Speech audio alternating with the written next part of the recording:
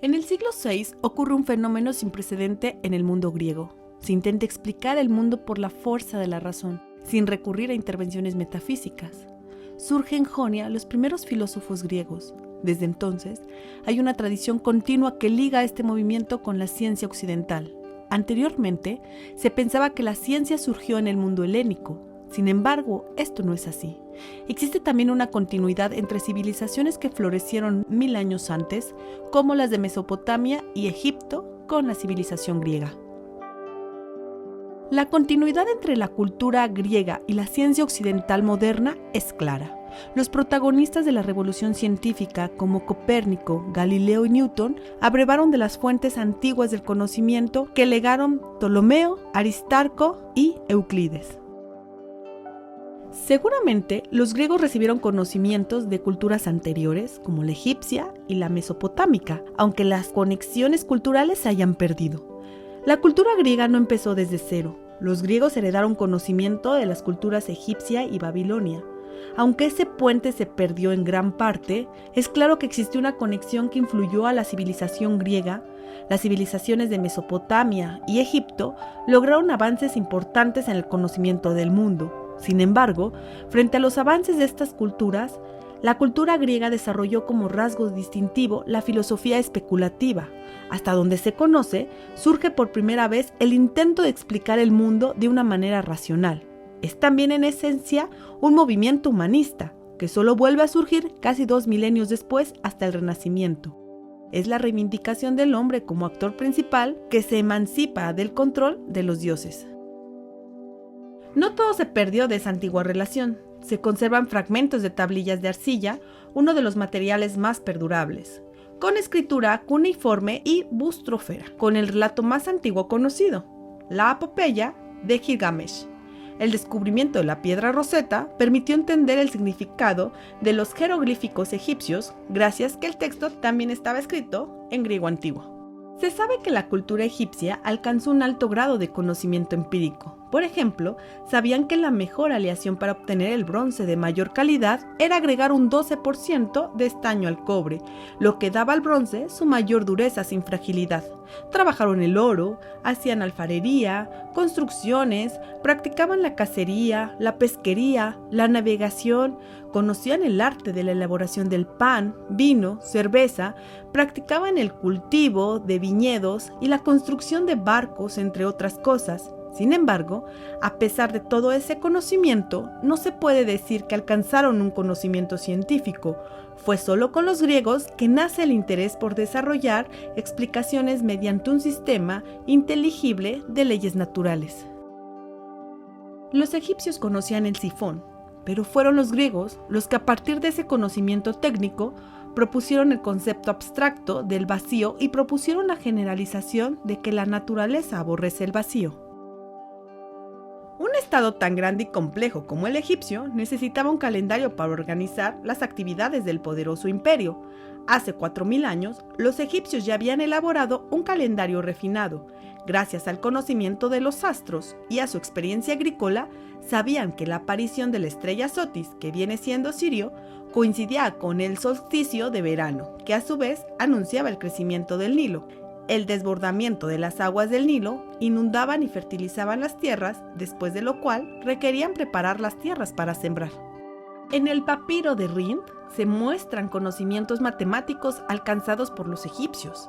Se sabe que usaban un sistema decimal y tenían símbolos para los números 1, 10, 100, 1000, 10.000 y 100.000. Gracias al descubrimiento del llamado papiro Edwin, se conocen las prácticas de cirugía traumática que practicaban los griegos. Se describen lesiones del cuerpo, se sigue un método consistente en descripción, síntomas, diagnóstico y pronóstico. Algo notable es que se excluyen explicaciones mágicas. Las explicaciones son completamente positivas. La compilación de este conocimiento demuestra una larga tradición de estudio. La desafortunada frase del milagro griego, si algo buscaron los griegos, fue desterrar las explicaciones milagrosas. Ya desde el siglo IX a.C. surge una visión original y novedosa. En los textos del mítico poeta Homero, el hombre aparece como el protagonista de su propio destino. Ya no es un juguete de los dioses, como en culturas anteriores, dominadas por una clase sacerdotal. Los dioses sumerios eran inclementes, todos poderosos. La visión del mundo es fatalista, condicionada por los libros sagrados. En cambio, con los griegos, el conocimiento ya no es atributo exclusivo de la clase sacerdotal, ya no se ve a los dioses como superhombres, que disponen a su voluntad el destino de los hombres. Hay una emancipación intelectual de la religión, una visión secularizada del mundo.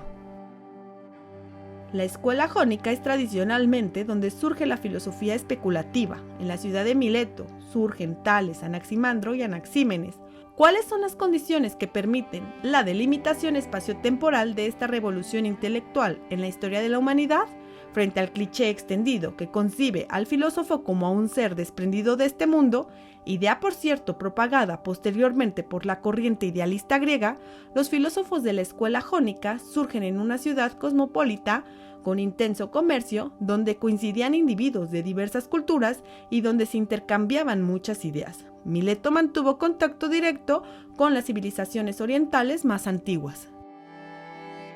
Una pregunta central de la especulación griega es ¿de qué está hecho el mundo? Tales propone que es el agua. Su cosmogonía tiene como principio de todas las cosas el agua. El agua se convierte en vapor y también en hielo, es decir, el agua es también vapor y tierra. El mundo es una gran masa de agua, con una burbuja que es la tierra, que tiene encima un arco de agua, de donde procede la lluvia. Los cuerpos celestes son emanaciones de agua incandescente que flota en la masa de agua superior. Al igual que la tierra flota en la masa inferior, los cuerpos celestes ya no son dioses. Anaximandro refina el sistema de Tales. ¿Por qué suponer que el agua es el principio de los otros elementos? ¿Por qué no el fuego, o la tierra, o el vapor? Le parece arbitrario. Por un ejercicio de abstracción, concluye que el principio de las cosas debe ser algo distinto a los propios elementos, y aunque no es tangible, de ese principio al que él llama lo indeterminado, que es infinito, eterno y dotado de movimiento, se forman los demás elementos. Concibe a los seres vivos no como entidades fijas, inmutables, sino como el resultado de un proceso de desarrollo. Los primeros seres vivos nacieron del agua y estaban cubiertos de una corteza espinosa. En una fase más avanzada se trasladaron a terreno seco y al caérseles la corteza cambiaron en poco tiempo su forma de vida. Los seres vivos nacieron del agua cuando ésta fue evaporada por el sol. El hombre, al principio, parecía otro animal, concretamente un pez. Anaxímenes, el tercero de los filósofos jónicos, refina más esta elaboración teórica de lo que es el mundo. Agrega una propuesta de cómo ocurren los cambios, cómo se transforman los elementos y explica que hay dos procesos opuestos, la condensación y la rarefacción, los caminos ascendentes y descendentes. En la rarificación, la tierra se convierte sucesivamente en agua, vapor y fuego, justo lo opuesto que ocurre durante la condensación. Heráclito de Éfeso hace una pregunta original. ¿Cómo se pone a prueba la validez del conocimiento?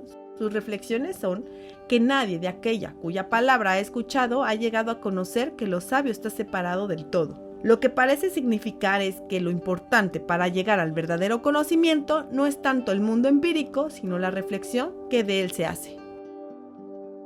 Heráclito, conocido como Heráclito el Oscuro, fue un tipo extravagante. Cansado del mundo, se retiró en soledad a una isla, donde solo admitía la visita de niños. Se le conoce como el filósofo del cambio, porque a diferencia de los jónicos, no propuso un principio como el ser último del mundo, sino que propone que el ser del mundo es el cambio. Todo fluye, nadie se baña dos veces en el mismo río. Heráclito abre una disyuntiva que fue crucial en la discusión filosófica posterior.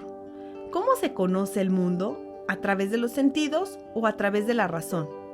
Él se inclinó claramente por la razón. Padeciendo de hidropesia, cuenta la leyenda que se tiró en un establo y se cubrió de excremento, para calentarse más y permitir que el agua saliera de su cuerpo. Pero lo hizo con tan mala fortuna que, yaciendo en la tierra, fue devorado por los perros. dejó su libro de aforismos enigmáticos en el templo de Artemisa como reto para que otros hombres lo pudieran descifrar. Ante la amenaza de la expansión persa, hubo una emigración de griegos hacia el oeste, donde fundaron ciudades en el sur de Italia y en Sicilia, donde llegó a residir Pitágoras. Allí, la filosofía adquirió un carácter mucho más místico y religioso, que contrastó con el enfoque materialista de los filósofos jónicos. Pitágoras fundó en Crotona una hermandad, concibió a Dios como el geómetra perfecto, enseñó la doctrina de la transmigración de las almas, de origen oriental. El cuerpo era solo un contenedor temporal y pasajero del alma inmortal, es la tumba del alma. Pitágoras concibe el principio de todas las cosas al número. El número, extrañamente, tiene una naturaleza material. No solo es la forma de las cosas, sino también su materia. El mundo entero es armonía y número, y en el mundo existen relaciones numéricas ocultas, las cuales se descubren renunciando al cuerpo. La palabra armonía es una aportación original de Pitágoras. Construye sistemas del mundo con base en afirmaciones a priorísticas. Por ejemplo, los pitagóricos tenían al número 10 como un número sagrado. ¿Por qué? Un punto se representa por el número 1, con 2 puntos se puede trazar una línea, con 3 puntos se puede representar una superficie plana, el número 4 representa un cuerpo sólido, así, la suma de 1 más 2 más 3 más 4 es igual a 10, el 10 representa el mundo entero. El mundo estaba formado de 10 esferas concéntricas, cuya distancia eran proporcionales a los intervalos armónicos, de modo que al girar producían una música celestial, que ya no era percibido cuando el alma encarnaba en un cuerpo. La esfera era el cuerpo geométrico perfecto, porque su centro tenía una distancia equidistante a cualquier punto de su superficie. Otra vez, un razonamiento a priorístico. Así, la escuela pitagórica se deslindaba del mundo empírico, del mundo sensible. Como la naturaleza no se adaptaba a sus razonamientos, los pitagóricos simplemente abandonaron el estudio de la naturaleza y veneraron las matemáticas. La relación entre los cuadrados de los lados con la hipotenusa en un triángulo rectángulo fueron el tipo de relaciones ocultas que buscaban. Sin embargo, la escuela colapsó con el descubrimiento de los números irracionales. ¿Cómo era posible que un simple triángulo rectángulo de lados que medían 1 no se pudiera calcular la hipotenusa? Todo su sistema colapsó. Al contrario de Heráclito, Parménides construyó una visión del mundo completamente estática. Definió el principio al ser del mundo a partir de 2 sentencias. El ser existe, el no ser no existe. Por tanto, el ser tiene plenitud absoluta. Llegó a la conclusión de que el ser es una esfera sólida, increada, eterna, infinita, indestructible, inmóvil e inmutable. El uno parmenidiano. Si tuviera un origen antes del ser, tuvo que existir el no ser, pero el no ser no existe. Si fuera mudable, dejaría de ser lo que era, pero el no ser no existe. Si fuera finita, después del límite del ser, estaría el no ser, pero el no ser, como ya se dijo, no existe. Así se podía razonar con cada uno de los atributos de la moneda de Parménides. Pero, ¿qué ocurría a los cambios que vemos ocurrir en el mundo? La respuesta de Parménides fue radical. Los cambios son solo ilusión de los sentidos. Su discípulo de Zenón demostró el sinsentido del cambio con una serie de paradojas.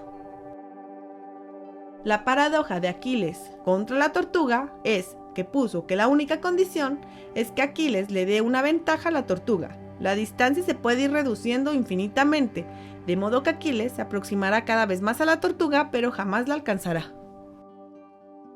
El desafío parmenidiano no podía quedarse sin respuesta, porque en lugar de suponer que los sentidos son falibles, mejor determinar su límite de validez. Eso intentaron 2 filósofos del sur de Italia.